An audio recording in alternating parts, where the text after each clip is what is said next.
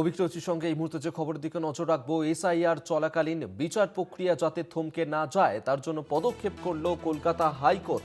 কলকাতা হাইকোর্টের তরফ থেকে পদক্ষেপ নেওয়া হয়েছে যাতে এসআইআর এর চলাকালীন বিচার প্রক্রিয়ায় যাতে থমকে না যায়।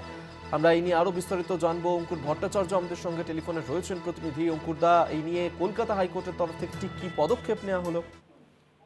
দেখো, কলকাতা হাইকোর্টের পক্ষ থেকে জুডিশিয়াল সার্ভিসের যিনি রেজিস্ট্রার রয়েছেন তিনি একটি চিঠি লিখেছেন রাজ্য সরকারের বিচার বিভাগের প্রধান সচিবকে।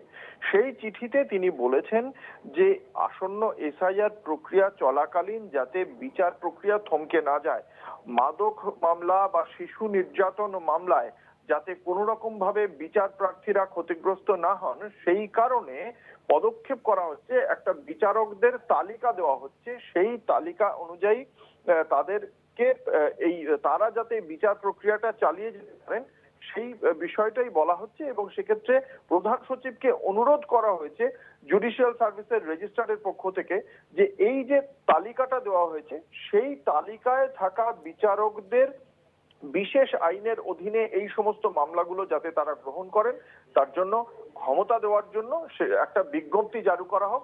এবং সেই বিজ্ঞপ্তি জারি করার অনুরোধ জানিয়ে এটাও বলা হচ্ছে জুডিশিয়াল সার্ভিসের রেজিস্ট্রারের পক্ষ থেকে যে এটাকে অত্যন্ত জরুরি বলে বিবেচনা করে খুব দ্রুত এই সংক্রান্ত বিজ্ঞপ্তি জারি করা হোক, যাতে এই যে বিভিন্ন জেলায় যে সমস্ত বিচারকদের নাম সংযুক্ত তালিকাটাতে দেওয়া হয়েছে সেই তালিকা অনুযায়ী বিচারকরা এই সমস্ত মামলাগুলোর দ্রুত সুরাহা করতে পারে। অর্থাৎ কি, এই মাদক মামলা এবং শিশু নির্যাতন মামলা যে অত্যন্ত গুরুত্বপূর্ণ এবং তাকে যে অগ্রাধিকার দেওয়া হচ্ছে বিচার বিভাগের পক্ষ থেকে, যাতে জেল বা বেল কোনো ক্ষেত্রেই যাতে বিচার প্রক্রিয়া থমকে না থাকে, বিচার প্রার্থীরা যেন ক্ষতিগ্রস্ত না হন, সেটাই যে উদ্দেশ্য, সেই উদ্দেশ্য অনুযায়ী পদক্ষেপ করা হচ্ছে জুডিশিয়াল সার্ভিসের রেজিস্ট্রারের পক্ষ থেকে। সেই সংক্রান্ত বিষয়ে প্রধান সচিবকে চিঠি দিয়ে জানানো হলো যে এই তালিকায় থাকা বিচারকরা যাতে এই কাজটা করতে পারেন, তারা যাতে বিচারক হিসেবে বিচার প্রক্রিয়াটা চালাতে পারেন, তাদের যেন সেই সংক্রান্ত বিষয়ে এই মর্মে একটা বিজ্ঞপ্তি যেন